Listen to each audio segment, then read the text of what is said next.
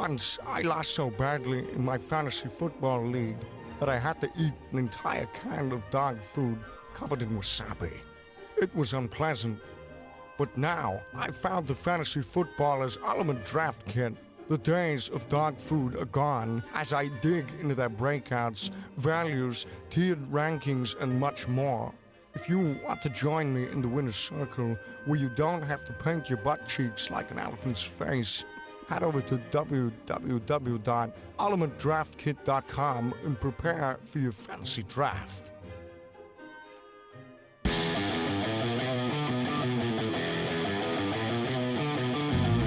Welcome to the Fantasy Footballers Podcast, coming to you from the FantasyJocks.com studios with your hosts, Andy Holloway, Jason Moore, and Mike Wright. Good morning, fantasy football players. Good morning, good morning. Thank you, Mike. It might not be morning where you are listening. My mornings have become much more exciting. I ordered a 40 pack of variety pack of the K-Cups. So every day is a new surprise. Ooh. I'm trying to figure out which one's my favorite. So I've got different kinds every day. Today was pretty good. What'd you have? They have an Intamins. Yeah, they have an Intamins K-Cup. So Intamins, if you're listening. I love you. That's you funny. can sponsor Jason himself. He'll wear because his reaction and mine were exact polar opposites. Don't you ruin this for me, Mike. No, just that I'm unaware. Oh, well, this I is am great unaware. news. Anyways. unaware. I am unaware of intimate coffee. Intamins. No, it's Intamins. Intimate. The pastry. All right. Well, I don't think Mike actually doesn't know something. Welcome to the Yeah, Fantasy it's weird. Footballers Podcast. Today is Tuesday, August 23rd, 2016. We have a great show for you today. We're going through some more of the preseason action, what we saw in film, some insight for you as you enter your draft. Guys, depth chart battles, things like that. Guys that we saw stand out, guys that have to prove themselves. We have a very good show. We got all the news and notes that you could need, a good quick question. We are going to be having a lot of good episodes this week as well. Breakouts, busts, sleepers, that type of thing. I have a quick question for you guys right off the bat, like we always do. This one from Twitter at Maxwell Morley. What is the lowest ADP tight end that you would be comfortable with? What is the lowest average draft position for a tight end? So what tight end at the lowest ADP would you be comfortable with as your starting tight end? We'll do this based on the ADP at fantasyfootballcalculator.com. I looked at the list myself. The answer was like, to be honest, the answer was like the 18th tight end. Zach Miller? Yeah. for me, I would go undrafted. I mean, I would be. Well, that's what that is. Don't steal my guy. Well, I'm going to steal your guy because I'm sure it's Will Tye. Oh, is it Vance Nope. McDonald? Oh, Nope. all right. Vance McDonald as well. Will Tye, I think they're fine. If I finish a draft and I've got a great team full of depth at running back and wide receiver, and I'm going in with Will Tye, who we'll talk about from this last week's preseason game, I would be happy with. You would be that seems like a leap to say you'd be happy with Will Tye. I think I would be okay to stream the position, and I think I can succeed there. My point being that should I be in a draft in the later rounds and say, a guy that, that I really like, Dwayne Allen, right? Maybe I'm targeting Dwayne Allen, and I feel like there's still a good running back or wide receiver, a guy that really helps me. Maybe I have Latavius Murray, and so I want to get DeAndre Washington on my roster, but, man, I might miss out on Dwayne Allen. I would rather have DeAndre Washington and handcuff my guy or get the player in that spot if it means I'm going to end up rolling with Will Tye. And the question was, what's the lowest? I think Will Tye is the absolute lowest quality guy that if you go into your season with, you can be fine. Does that make sense? It makes sense, except for the Will Tye part. I thought. I mean, I think it's hard to. I would not feel comfortable with Will Tye as my tight end for the entire year because I don't know how that's shaking out yet. It's not. The question isn't the entire year. I thought it was leaving your draft. Yeah, that's how It I said took lowest tight end you'd be comfortable with. So Right. for me, I'm thinking about like starting the guy. Yeah, but I'm saying starting week 1. You Okay, I don't feel comfortable starting Will Tye week 1. So that's the there question. You go. So as of right now, the guys who are undrafted, so I can't even tell you where they're being drafted. Vance McDonald and Virgil Green is quickly rising up my rankings as the targets continue to come. All right. Couple of announcements. We have a live stream for everybody over at jointhefoot.com taking place tomorrow. So if you want to get involved with that, head over to jointhefoot.com. We have that a live stream once a month. You guys can just chat with us, ask any questions about your team It's or great life 'cause or whatever. It's just kind we of actually get to ask follow-up questions to the questions because it's a live chat. You guys have asked for the Wheel of Water app to be on Android, and it's going to be on Android, like in the next week. Woo! For real. And so if you don't know what the Wheel of Water app is, you can go check it out on iTunes. It'll be on Android here in the next couple days. Hey, Android people, Oh, wait. go check it out on iTunes. Yeah, I guess that was ridiculous. You can check it out on Android in a couple days. It's already on iTunes. It's a free app. It's just a fun way to make bets with your friends. And I have a question for Jason. Now, Jason, are you the champion of our league of record? Yes, sir. So, let me ask you this. I don't like where this is going. Let me ask you this, Jason. Where is the now? How long has this league been going? The league has been going for many years. I would say 9 fingers is what So Mike has I shown think me. we're going into season 9 or 10. We're going into 10. So we have 9 seasons. You won the championship in our 9th season. One of the things that's kind of a pinnacle of our league I think I know where the is I guess it's the trophy, right? Like, I mean, where's the trophy? We haven't seen the trophy lately. Where is it? I took the trophy with me to Disneyland, and I filmed the awesome trophy everywhere, all across the land. I had Darth Vader holding it and took it with everybody. I've got the trophy right here. Yes. If you're not on YouTube, yeah, Mike's seeing this for the first time.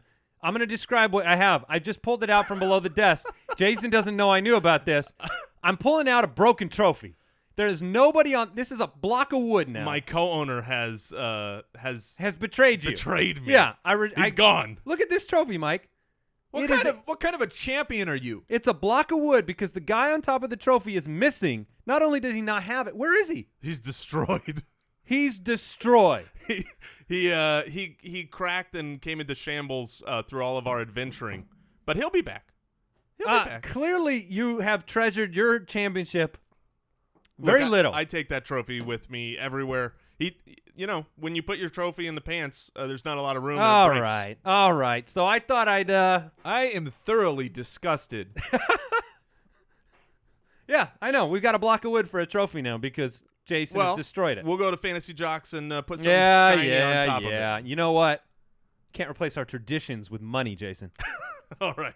No, but he can probably get us a sweet new trophy. All right. Jumping into the news. News and notes from around the league. Yeah, we'll see if we let him win another title. Yeah. That's for sure.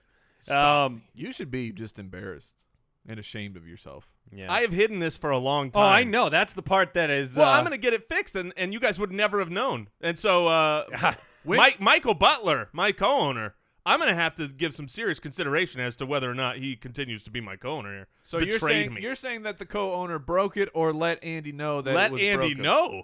I broke I it. may have retrieved it from his trunk yesterday. When did it break? It's been months many ago. months ago. Months ago. He has not told us. So I'm going to get it fixed. Before the draft. That was the plan. That's The gonna happen. reason Butler had it is to fix it right now. Oh, yeah. All right. Yeah. It fixed nothing. Moving All right. on. Le'Veon Bell, we somehow omitted his suspension change from the news yesterday because we wanted to feature it today. Yeah. 3-game suspension instead of a 4-game suspension. I've made the adjustments in my rankings. What do you think about this? Does this just make that decision so much harder? Does he belong in the back of the first round? For me, it actually changes nothing. If I was willing to take him at the back of the first, I'm not changing that to say, I'll take him in the middle now. I'm willing to look at him in the back of the first or the beginning of the second. The going from 4 to 3, to me, does not change that draft value. It really changes nothing for me. That seems interesting to me, Based on the fact he is now playing in one more game. Yeah, I think I can kind of understand what Mike is saying in the sense that what I had done over the weeks prior is I kept bumping Le'Veon Bell up while the 4-game suspension kept standing. I kept looking at my rankings and going, okay, I would take him over this guy. I would take him over Mark Ingram. I would take him over these guys. I kept moving him up, and I got to the point where I couldn't move him up anymore, and I don't think that single game actually changes where he was in my rankings. I still would rather have those games from the guys that I have ranked above him. So it doesn't actually change my rankings much, even though it does change my year-long projection. Does it change anything about your view of Dez Bryant to find out he has a concussion with just a couple weeks left before the season? Yeah, it's very unfortunate, but at this point, I'm not worried about anything. All right, the 49ers head coach Chip Kelly has said that Shaun Draughn, the big salad himself, is the team's number 2 running back. We have heard reports that he had looked pretty good in camp. It looked like Mike Davis might give him a run for his money in the preseason. Mike Davis fumbled that opportunity away quite literally, and now Shaun Draughn's the number 2. Probably the third down guy there. Does he have some sneaky value? Yeah, the big salad is a great pass-catching back with Blaine Gabbert as a guy that checks down to the big salad a lot. He could, if he is used in that role in the third down, and we don't know yet with Chip Kelly whether that's going to be a very common thing or whether Carlos Hyde will be in on more third downs, but he does have sneaky value. I'm not sure in a normal-sized league if I would take him late. I think there's guys that I usually like at the end of drafts better, but if I'm in a deep league, he's worth grabbing. Let me ask you this, Jason. Would you consider a regular salad to be a sneaky value? No, not at all. Okay, just making sure. Ravens coach John Harbaugh has announced that Breshad Perriman has been removed from the PUP list. Congratulations, Breshad Perriman. I would love to actually see you play a game of football. Yeah? I would as well. He was running some routes off to the side today, I think. I would, yeah. He's, as far as your draft board, am I moving him up? I'm shaking my head. How'd you guys stat Jared Goff and Case Keenum this year? I had originally... Looks like Keenum's going to start. I had originally, after the draft, given pretty much everything to Goff. After Hard Knocks, I gave everything to Keenum. And, the reality is Keenum will start. The Rams won't be very good. Goff will have to come in at some point through the year, whether that's in game 2 or 7. We don't know. So it'll probably be a 50-50 split on the year. That's exactly how I statted my guys, with a 50-50 split. All right, Kaepernick back at practice. I'm curious to see what happens in week 3, but we knew he was missing some time. He should have the opportunity to play this week. Redskins coach Jay Gruden said undrafted free agent Rob Kelly will get, quote, a lot of first-team reps in Matt Jones's absence. That means undrafted free agent Rob Kelly is playing in front of 7th-round Keith Marshall. Yeah, Keith Marshall has a look 7th round. And this is really important. I think it's important they get a good look at him, not so much to determine, the backup order, but to take a look and see, do we need to bring in a veteran? Do we have guys behind that can? They need to take a look and say, okay, we've seen a little bit of what we have of Keith Marshall, but do we need to bring in a Pierre Thomas, someone like that? I think that's the play here. Or this next guy. Well, I'm going to talk about Ezekiel Elliott first. I don't think they can get Elliott from the Cowboys. Jason Garrett has confirmed that Elliott will play on Thursday. So are you ready to see Eazy-E? Yes. Yes, I'm ready. So we'll talk about how the Cowboys looked as we go through the review here. But Eazy-E's going to play, and then Karlos Williams. The off a cliff Karlos. He went unclaimed. Surprised so he's a complete free agent. Yeah, I was actually a little surprised that he went unclaimed. There's a couple teams. I think Washington could use him. I think that the Colts could use him. So he will be a name. He's a guy to watch for. Where he goes could be a big fantasy impact. Obviously, wherever he goes, he's going to still miss the first 4 games of the year, and he'll probably have to get in shape before he can. Pass a physical. We actually told David Johnson the news that Karlos Williams had been cut, and he was shocked. completely Well, shocked, which I think all fantasy owners were too. I mean, just a great rookie year. What do you think of Jonathan Williams dynasty-wise now that Karlos is out of the picture? Because it seemed like Karlos is the future at running back there, and then boom. I mean, he's got some upside. He should absolutely be rostered if he wasn't, and he moves up in the rankings. But I'm not moving him up considerably with Reggie Bush there, with Mike Gillislee, and Shady still has plenty of life left. So Williams would have to play his way in. So before we get to the rest of the preseason rundown, we want to thank today's sponsor, Indochino. Look, fellas, we know you got to suit up. We know you got to look sharp, and Indochino is making that better and easier than ever because they're offering you an affordable custom fit suit. They are reinventing men's fashion, and the made-to-measure suit is the best suit you're ever going to own. Have you owned a suit that actually fit, or did you go to the big box store and say, "Oh, well, I'll just drape this thing. A large. I'll just drape this on me"? Indochino has 14 unique measurements that go into making your suit fit perfectly. They got dress shirts, they got accessories, and you know what else they got?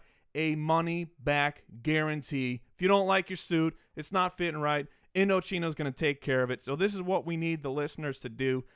The Foot Clan, go. You can get any premium suit from Indochino for just $3.99. That's 50% off. 50% off a custom fit shirt. You go to Indochino.com. You use the promo code footballers at checkout. Shipping is free. There's no reason not to try your first custom-made suit with a deal this good. And a suit classic from their premium collection will look good, feel good, and last. That's Indochino.com. Promo code footballers for any premium suit. Just $3.99, free shipping. Indochino, your look, your way.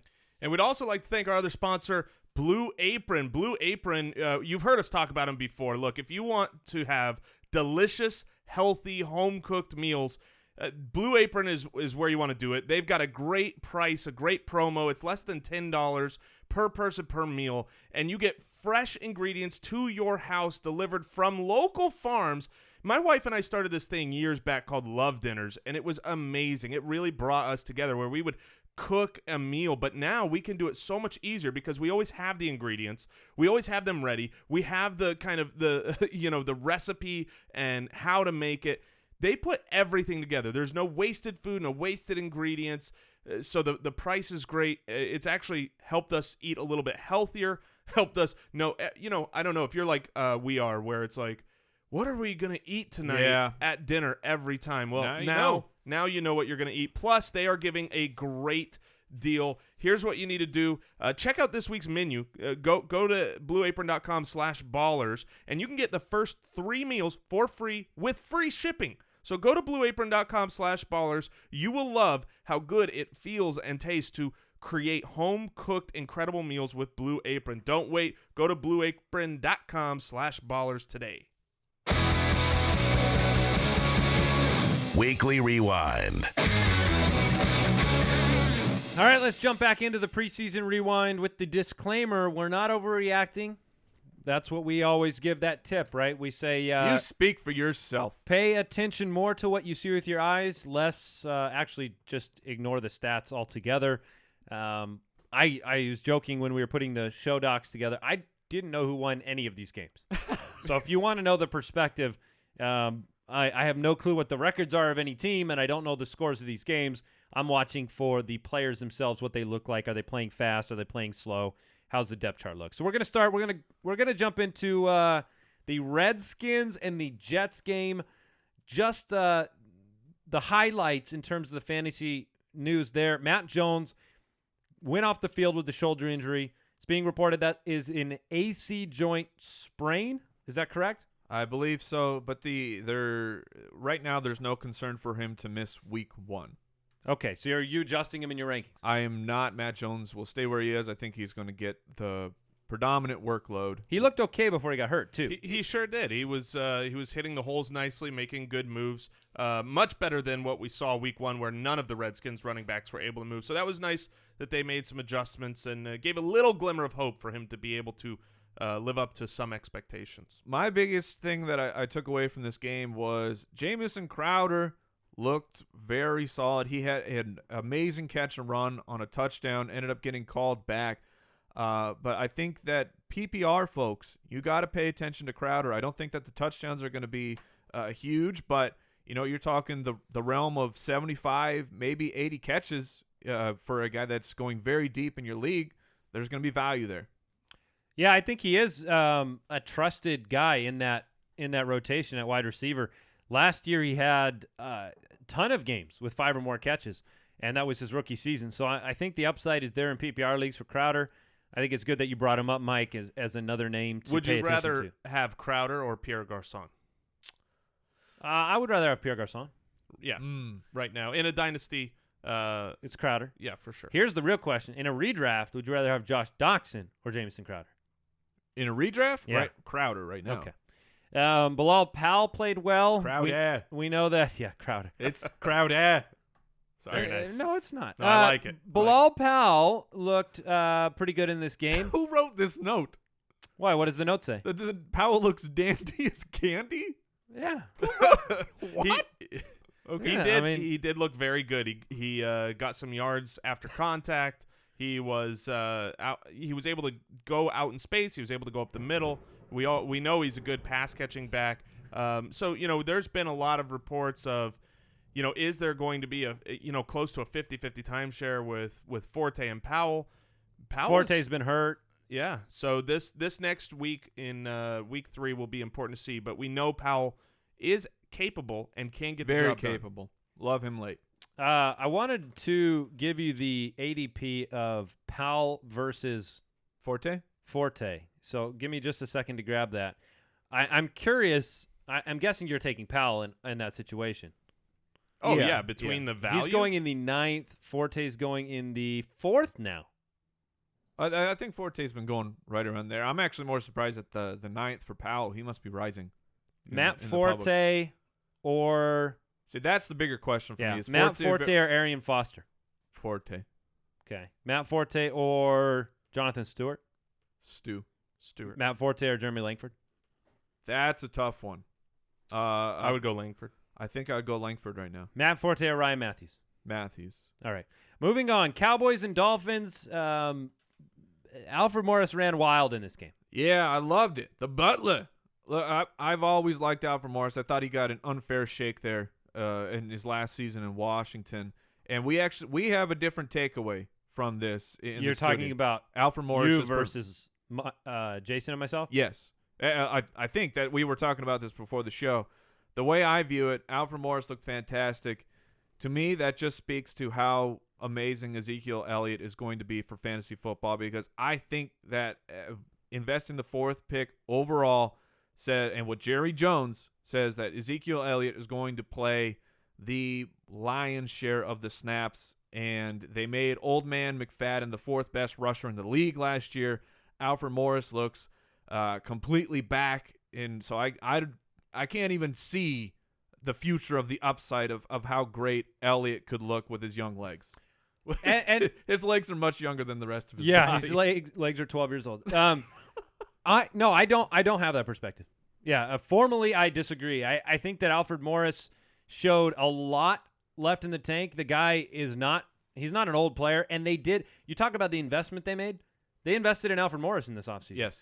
And I think if you have that kind of productivity, if you put him out on the field and he is productive, why not take the load off of Ezekiel Elliott? Yeah, and because it's Jerry Jones. Well, yeah, but Jerry Jones isn't gonna signed be the Alfred coaching. Morris. I mean, there are reports. Look, if you look through the beat writers in Dallas, there are those that believe you should be starting Alfred Morris. I hadn't read those. So then the question they won't. becomes, But I'm just saying, I think there will be Right. a little bit of work. The question for becomes, Morris. Is Elliott worth that middle to late 1st round pick for you, or is the resurgence of Alfred Morris pushing him back for you you're going to be hands off? I'm not making any adjustment to where I have Zeke. People question my Ezekiel Elliott ranking every day. They do. I have him, I think, at like 11, I think. You're a terrible human. I'm a terrible human being for ranking him that low. That's where I have him. So for me, I don't adjust him. For somebody that has Ezekiel Elliott at like number 1 or 2, watch the game on Thursday. You don't have to make the decision today. Some people do. Some people are drafting. Another thing I would point out from this game, we had said last week, we wanted to come and see if Dak Prescott could do it again. Granted, this time it was not against the ones, but he had another great game. So if you're in a dynasty league and you don't have a good quarterback situation, Tony Romo is not going to be there forever. I think he's a good stash opportunity in case he ends up being the real deal. Everybody wanted us to talk about Dak as well. That's Dak. what I said. No, I know. Dak. Oh. What do you mean?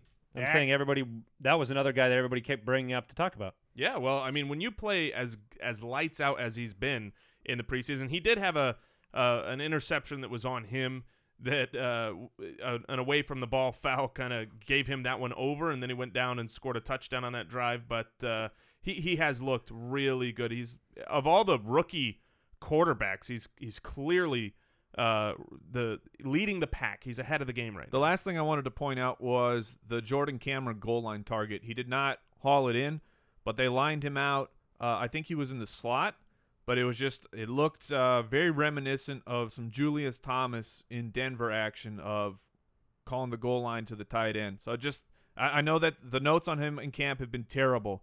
I'm just pointing out that the tight end usage for the Dolphins after week 1 or 2 might be something we got to jump in on. Also, not enough. 2 carries for Arian Foster. They were not. They did not look good. But that was the sad. offense. That was the offensive I'm line. not sad at all. This coming week, Adam Gase is saying that he's going to give Arian Foster a lot of work, and I think we need to keep an eye on that. That's going to be one thing I'm going into this coming week, really looking at how does he look? Does he pass the eyeball test on the ground? What about in the air? Well, I think when you get him in space and you, look at last year for the Texans.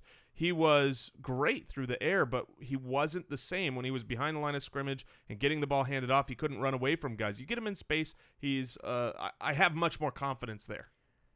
All right, the Panthers played the Titans. We talked at length about Tajay Sharp yesterday. You can go back and listen to that discussion. Just the fact he's moved up the depth chart. He seems to have the confidence of Marcus Mariota, and so he may be the best of the worst wide receiving core in the league in terms of fantasy production, not necessarily skill.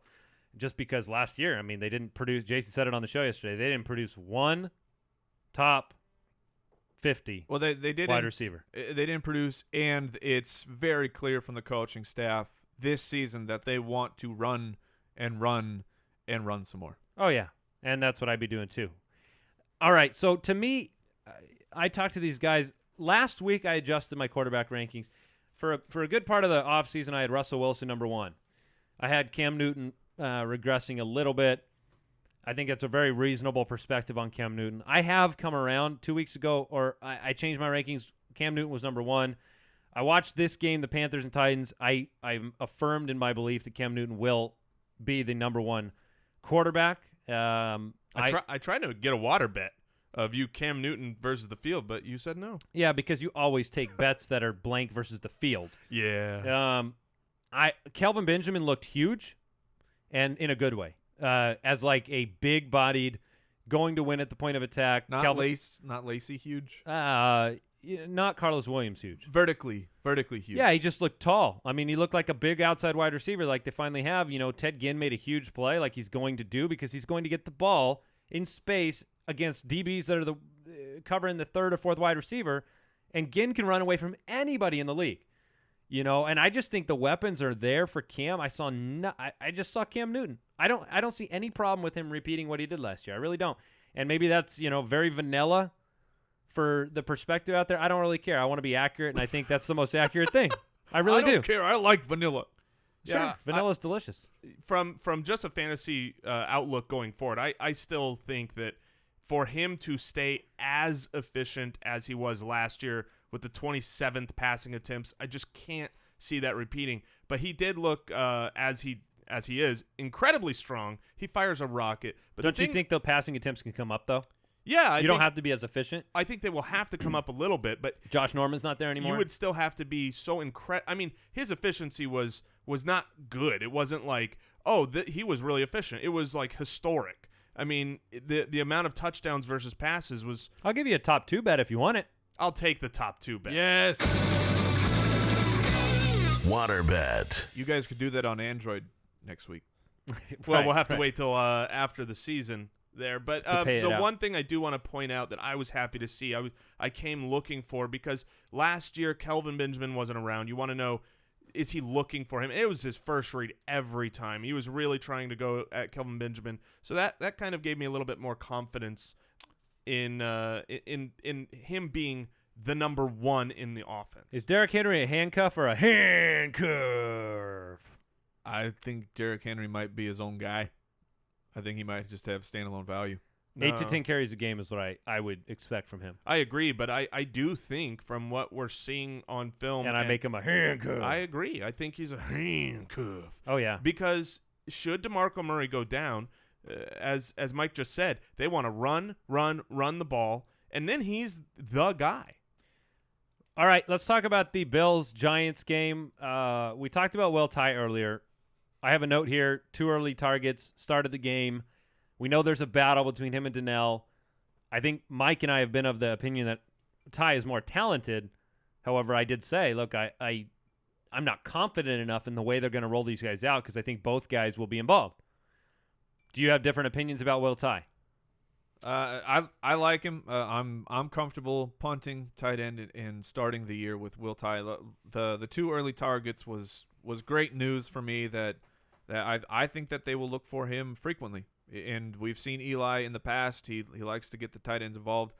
I think that Tye is just a better pass-catching tight end than Donnell, and I think that the cream will rise to the top there. Yeah, if week 3 comes out and Donnell starts the game as ahead of Will Tye, it'll completely change. But if what happens as expected and we come out and Will Tye is the guy in that role to start the game, then I'm confident in Tye. All right, is it Reggie Bush or Mike Gillislee behind LeSean McCoy in Buffalo now? It's Gillislee. And Reggie Bush is a big, they like him. They brought him in. He looked rusty to me. And granted, he should be. But, I mean, there were a couple plays where he just couldn't hold on to the ball. And I expect that to be done away with. But I think Gillislee is the guy who's going to be the true backup here. Okay. Anything else from this game you guys want to discuss? Nah. All right. The Ravens and the Colts. Mike mentioned Karlos Williams and the fact that Colts could be a candidate for him. Right now they have Josh Ferguson and they have Robert Turbin behind Frank Gore.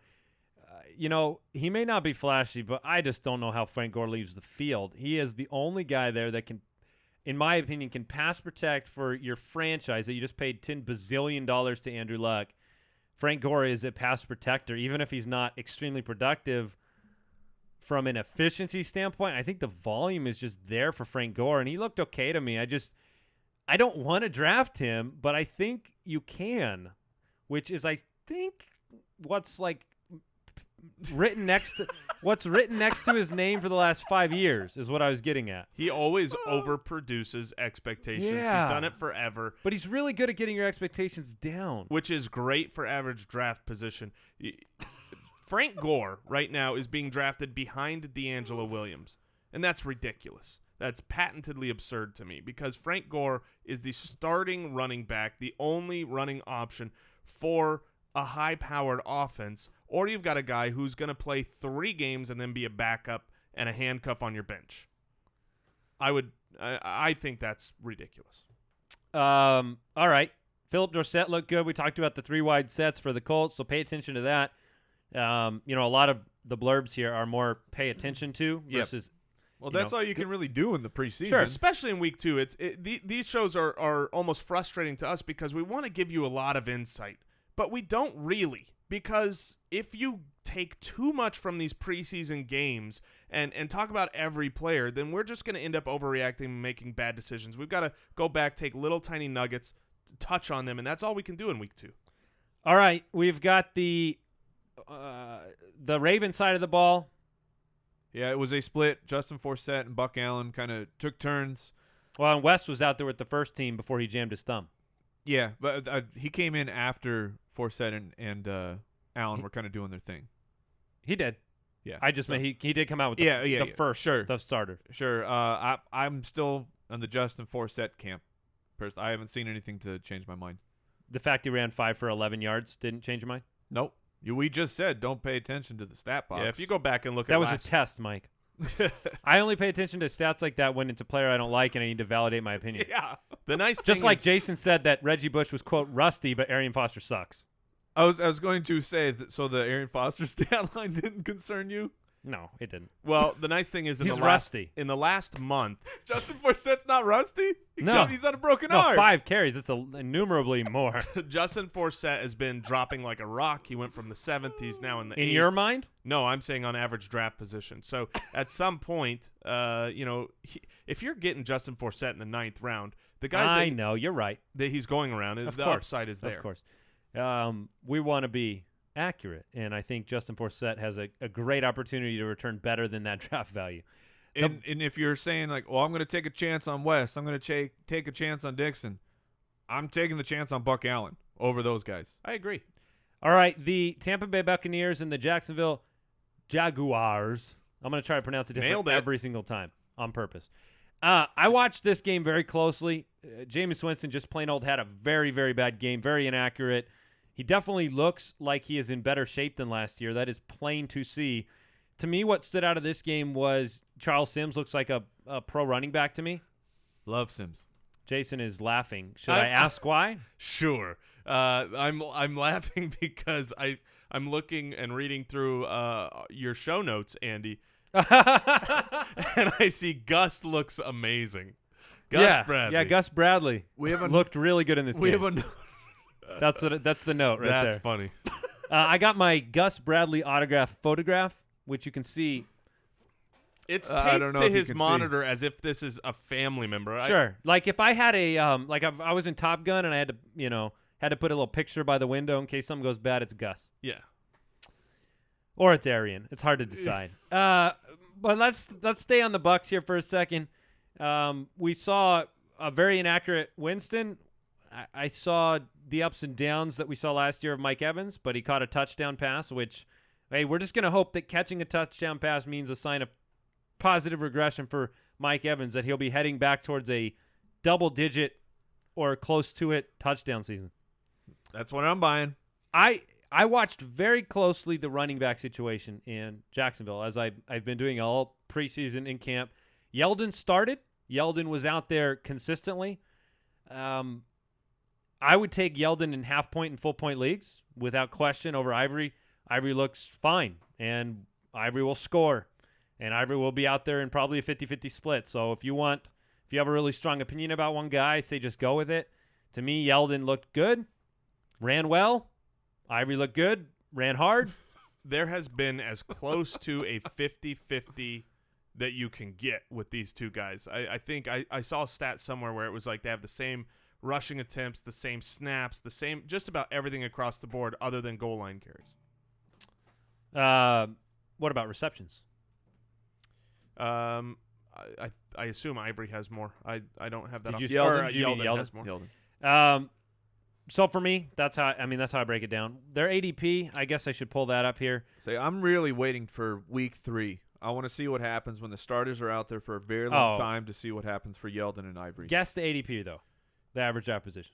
What, standard? Yeah, between the two. I bet they're. Let's see. They're both. I'm gonna say in the 6th round. No, One of them is. Yeldon's almost a 9th round pick. Ivory's a 6th round pick. Okay, it has gone too far. It has gone I too can far. actually get on Yeldon for that. All right, I agree. Texans, Saints. I want to know, plain and simple, the headline of this game. It's on the Saints side of the ball. We have to talk about C.J. Spiller. Fair. You have to talk about him. You cannot discuss guys like Sims. Spiller was signed last offseason. Something was wrong physically. He was out there a ton in this game. He got a ton of reps, played on a lot of third downs, saw him line up in the slot a lot. You talk about why you like Coby Fleener. Why do you like Coby Fleener?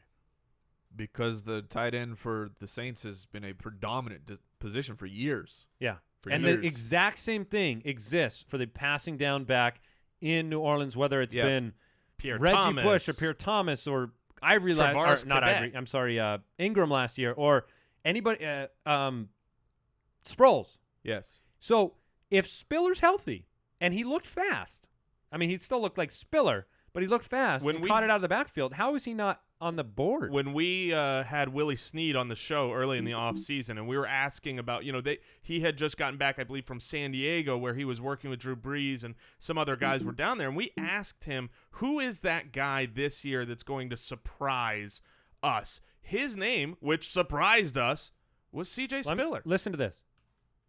Listen to this sound. You hear that sound? Yep. Yeah. That's what happens when you try to search for C.J. Spiller's name on a draft board. You don't find it anywhere.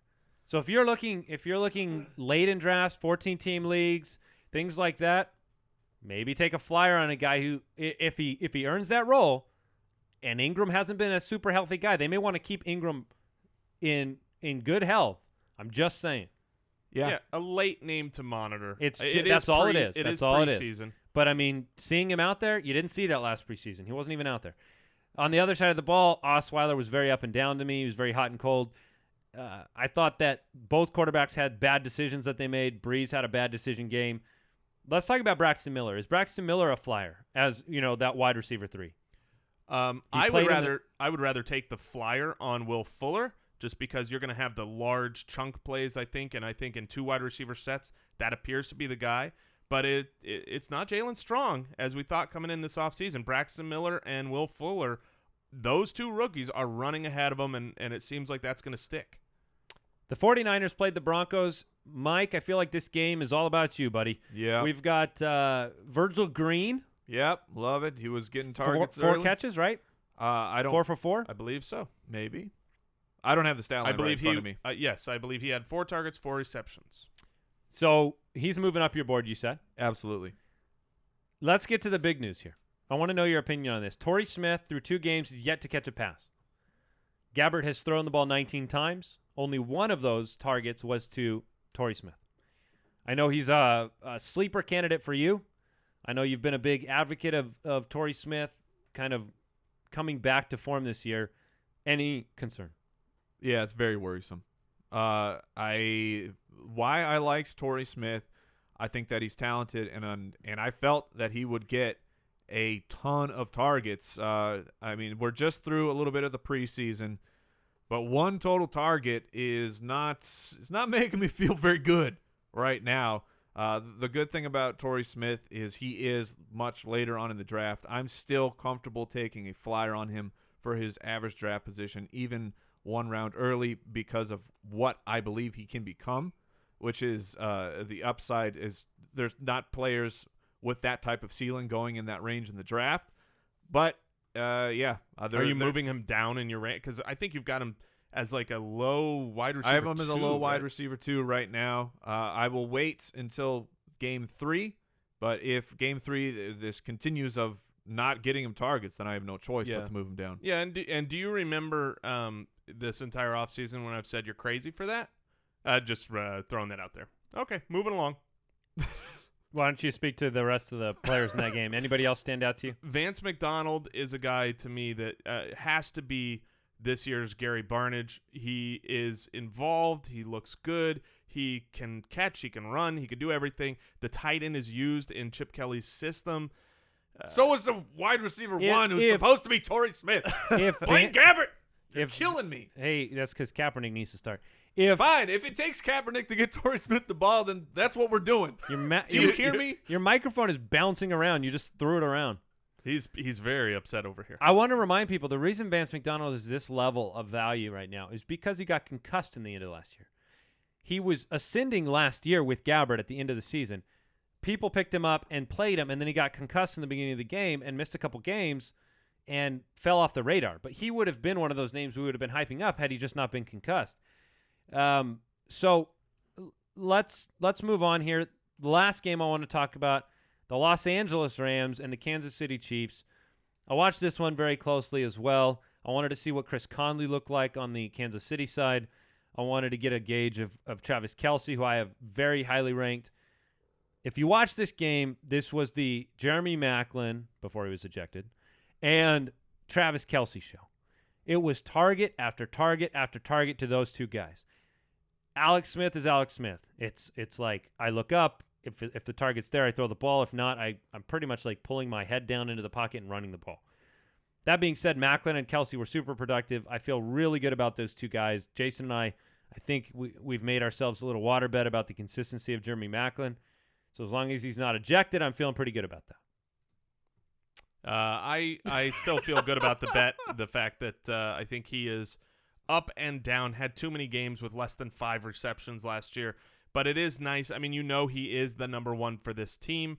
That is always a nice position to have. I think Macklin is a value for where he's going in the draft. So I don't want our water bet to make people think I wouldn't like Macklin on my roster. I think Macklin is a good fantasy play this year. And Kelsey, coming into last season, was one of the guys that we were the highest on.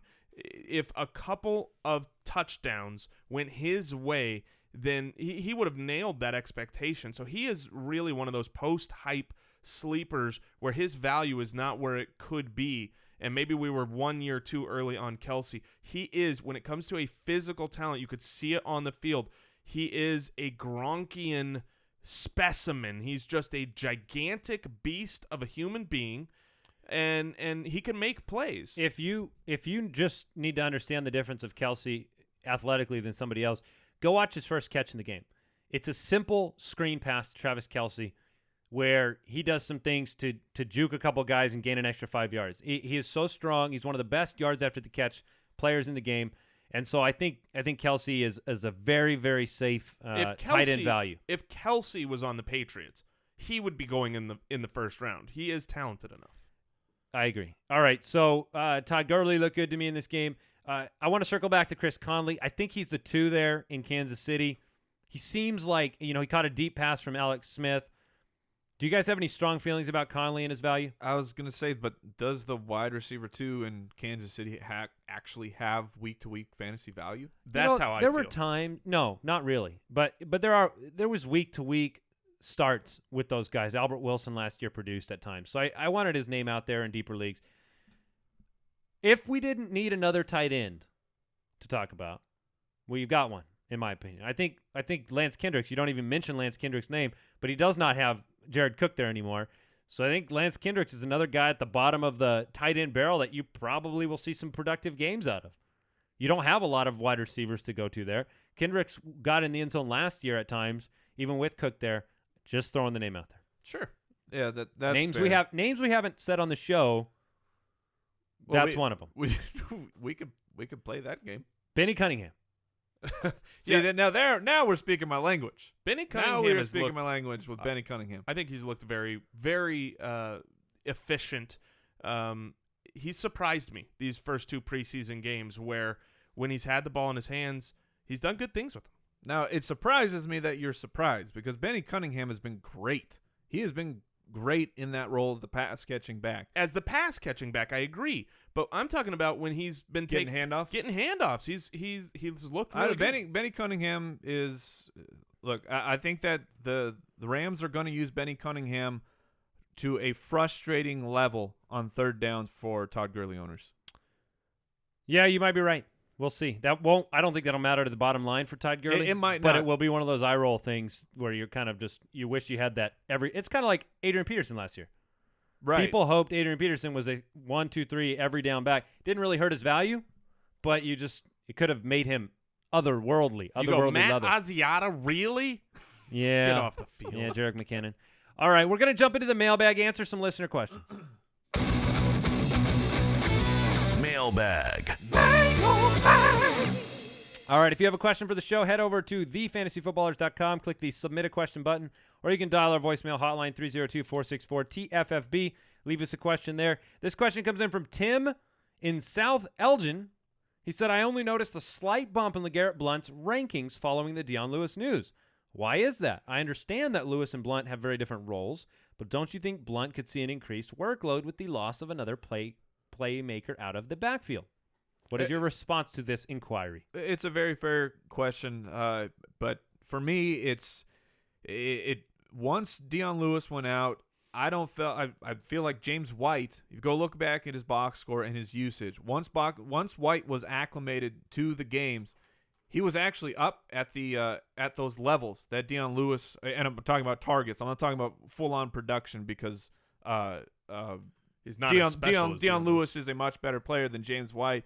However, the targets, the catches, once he was really getting going, look, I'm pulling it up right now. So you have a 10-catch game, 4, 7, 5, and closes out with 2. But so to me, nothing changes. Like, I don't think that LeGarrette Blount's role doesn't change at all. Thank you. That's where I was trying to go through that mess. Whatever extra carries he might get, you could also argue the offense takes a step back losing Dion Lewis. So it's like, to me, it's a wash. You can't necessarily know that he's going to get more carries. You can't necessarily know that the offense is going to be worse, but it's not his role. It's really James White in a completely different situation. Tim in Morristown, Tennessee says, do I keep Brandon Marshall with a 5th rounder or Jordy Nelson with a 16th rounder? Whew. That is that's tough, but I think I would have to take that value with Jordy Nelson in the 16th. There's risk to Jordy right now, and there's not to Brandon Marshall, but the risk goes away when I'm not risking any draft capital whatsoever with my last pick in the draft. Yeah, I'd go Jordy. I would as well. Late quarterback question from Jeff in Pittsburgh. He said, in my 10-man half-point league, he has Dalton and Romo. However, Tyrod Taylor is available on waivers. Should he drop either Dalton or Romo to pick up Tyrod Taylor? Ooh. I would not drop Dalton. Maybe Romo, just if you think that Taylor has that top 8 upside, which he's got it. I mean, he had the most rushing yards per game on a per game basis for the quarterback. So it's very possible, but man, I agree. It's possible. I think I would just stay. I think it's possible that he finishes ahead, but I wouldn't predict that. I would rather have the consistency of Tony Romo and Andy Dalton. I side on that side as well. Kai in Vancouver says, with Josh Gordon back on the Browns roster, losing weight, running with the first team, do we trust a 25-year-old Pro Bowler to return to form? Where should he be going in a standard draft? In a standard draft, I would take Josh Gordon in the 7th round. I'm not sure I would take him in the 7th round. I think that is about where he will end up going. He should be able to return to form, but you're missing several games. You don't know how the target shares are going to be split up. When Josh Gordon was there, he was it. You know what I mean? And we just talked about the other day how now it seems like there are more targets to go around. Gary Barnidge is going to get targets. Corey Coleman's going to get targets. Terrell Pryor is going to get targets. So now he's going to get target. Yes, he's going to get 2 target, 1 catch, 40 yards. Oh, I thought he was giving thing. him a franchise store. In my head, I say I would take Josh Gordon in the 6th round. And I don't mind you doing that. In the 6th round, though, you're saying Josh Gordon over John Brown, Tyler Lockett, Allen Marvin Hurns. Jones. I'm not doing any of that. I would consider taking him over Allen Hurns. Yeah, I would too. I would consider taking him over I would definitely take him over Jordan Matthews. But I see the debate there. There's several guys there I'd much rather, Emmanuel Sanders or Josh Gordon. There are plenty of guys in that range that I would take Josh Gordon over, but there are plenty of guys that there's no way I would, and so I'm probably not. Doesn't it? See, here's what I think. Here's how you draft Josh Gordon. I think he belongs in the 6th through the 8th round, and I think it depends on what those first 5 picks for you are. I think if you've gone with a couple of wide receivers already, I'd rather roll the dice personally on maybe getting a 1, like a super 1 out of Josh Gordon. But if I'm drafting there and I'm going, I need to fill in my 2 spot because I went tight end or I went running back heavy, I'm probably going to play a John Brown, or I'm going to play even maybe an Allen Hurns for that safety net versus the risk of Josh Gordon. Because even if Gordon is healthy and targeted a bunch, you still have to bake in the risk. Completely agree, and it's so important to bring that up as people are drafting. This is draft season. The rankings are that's the order of which we think guys will finish. But I'll take my own personal rankings that I have statted out, and when I'm in a draft, based on my team makeup, I might go out of order on the rankings because these players are different. They're not just numbers at the end of the year. It's are they boom bust guys? Are they consistent? What does my team need? And that's why we don't put what round you should take a guy in. That doesn't go into the picture of the rankings. We don't say you must take this guy in this round because it really is, your team is dependent, and whether you think guys can roll back to you as well. So that is it for today's mailbag section. We covered the rest of the preseason games. Very excited for preseason week 3. Yeah, And finally. Very excited for our sleepers, our breakouts, our bust episode. We got tight ends we still need to cover. Lots going on. Definitely check out the website. We're releasing articles all the time. There was a really good one recently by Ben Cummins about who's this year's Devontae Freeman. He gives you, I believe, 9 different possibilities for that. So a lot of good free content on the website, and got the newsletter and things like that. Definitely check out the Ultimate Draft Kit at ultimatedraftkit.com. And share your feedback with us on Twitter at the FF Ballers. We're always listening, trying to make your season the very best. And check out Fantasy Jocks, where we're going for a new trophy because of Big Dum Dum over here. Promo code Footballers. Thank you for listening to another episode of the Fantasy Footballers Podcast. Join our fantasy football community on jointhefoot.com and follow us on Twitter at the FF Ballers.